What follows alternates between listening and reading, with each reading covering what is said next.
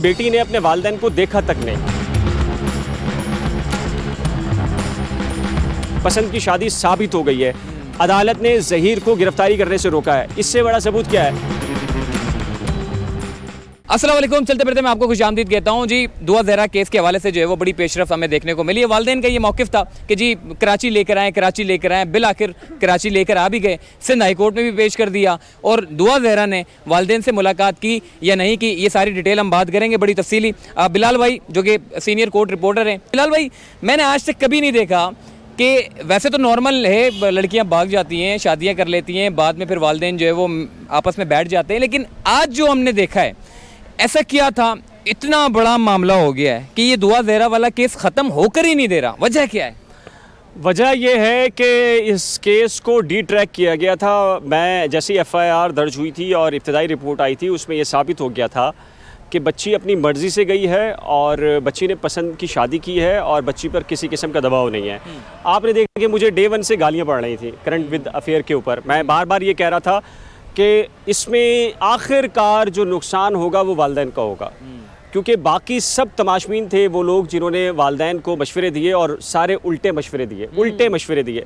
और मैं बार बार ये बात कर रहा था जिस पर मुझसे लोग कह रहे थे कि आप लिफाफा जर्नलिस्ट हैं। यार, मैं मोहसिन 16 साल से इस बिल्डिंग में आ रहा हूँ। मेरे सामने हज़ारों बच्चियाँ भाग कर आई हैं और देख कर अंदाज़ा हो जाता है, केस को पढ़कर अंदाज़ा हो जाता है कि उसकी उम्र कितनी है और उसके साथ मैटर क्या होगा। मैंने बच्ची के अगवा होने के ही 24 घंटे के बाद ये कह दिया था कि ये पसंद की शादी है, लेकिन नहीं माना गया। कहा गया कि नहीं, पसंद की शादी नहीं है। मैंने कहा ठीक है जी, लेकिन मेरा ये कहना था कि बाकी यूट्यूबर्स कह रहे थे कि अगवा है, गैंग है, ज़हीर अहमद। बेसिकली क्या हुआ, वालिदैन को डी ट्रैक किया गया, उनको गलत मशवरे दिए गए और उनसे ये कहा गया कि आप डट जाएं, अड़ जाएं और लड़ जाएं, हम आपकी बच्ची को बाजियाब करवा कर देंगे। वालिदैन नहीं, कुछ लोग और पीछे थे। मेरे पास वो इन्फॉर्मेशन है। कुछ और लोग पीछे थे जो कह रहे थे डट जाएं, लड़ जाएं, मर जाएं, बच्ची आ जाएंगे। वो कौन थे? ऐसे कौन से लोग? देखें, वो लोग मेरे ख्याल से दुआ ज़हरा के जो वालिद मोहतरम हैं, उन्होंने नाम ले दिए हैं। अगर आप पिछली वीडियोस देखें तो मुझे नाम लेने की ज़रूरत नहीं है।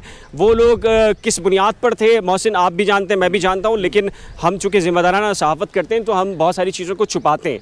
हक़ाइक़ का पता भी होता है, लेकिन हमें अगर अंदाज़ा हो कि यार इस चीज़ से नुकसान होगा, हमारी किसी बात कह देने से, जो हम सच्चे भी हों, हमारा किसी हक़ाइक़ को बयान कर देने से नुकसान होगा, माशरे में लड़ाई हो सकती है, तो हम वो नहीं बताते। आपने देखा है 16-17, हम तो बच्ची की तस्वीर नहीं देते, हम तो बच्ची का नाम नहीं देते, लेकिन डे 1 से इसको डी ट्रैक किया गया। और मैं डे 1 से ये कह रहा था कि ये बच्ची का केस कराची का नहीं बनता, और ये गलत मशवरे दे रहे थे जो भी दे रहे थे कि ये कराची का केस है। आज दुआ ज़हरा को जो है वो लेकर आया गया। वालिदैन की बड़ी कोशिश थी कि दुआ ज़हरा से मिल लिया जाए, तो वालिदैन कहते रहे जी हमें मौका दिया जाए कि मैं अपनी बेटी से मिलना चाहती हूँ। बेटी का क्या मौक़िफ़ था? यार देखें, मैं आपको बताता हूँ, बेटी ने अपने वालिदैन को देखा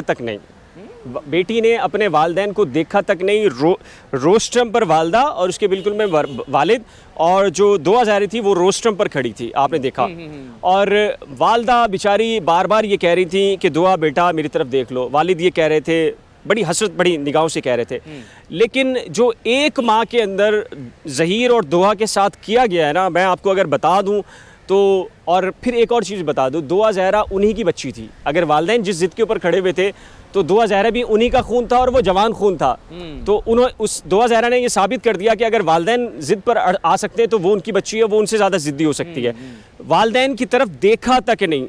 अल्ताफ़ खोसो जो कि वालिदैन की तरफ से थे, बल्कि वो वालिदैन नहीं बल्कि उसी ग्रुप की तरफ से थे बेसिकली, जो कि वालिदैन को गलत मशवरे दे रहे थे, और नाम आ चुके हैं सबके। और ये वालिदैन की तरफ से वकील नहीं थे, बल्कि रियासत के करोड़ों रुपए इन केसेस में खर्च हुए हैं। रियासत के, आपके और मेरे टैक्स के करोड़ों रुपए इन वकीलों की फीसों में। क्या बात कर रहे हैं आप? दुआ ज़हरा जैसे केस के लिए, जहां पर हजारों केस वैसे ही होते रहते हैं, दुआ ज़हरा केस के लिए करोड़ों रुपए कैसे खर्च हो गए? भाई, आपने एक IG सिंध को हटा दिया इस बुनियाद के ऊपर, उसने प्रोड्यूस नहीं किया। क्यों हटा दिया आपने?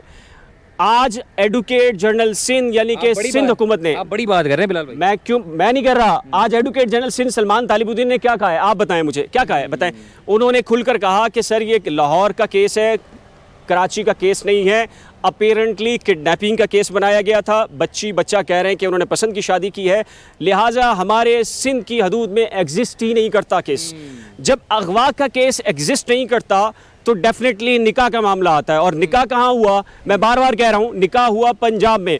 जिस यूनियन काउंसिल के अंदर वो निकाह रजिस्टर हुआ या उस डिस्ट्रिक्ट के अंदर हुआ, आप अगर निकाह को चैलेंज करते हैं तो आपको डेफिनेटली वहीं जाना पड़ेगा। मैं क्यों कह रहा था, मैं आपको एक मिसाल देता हूं।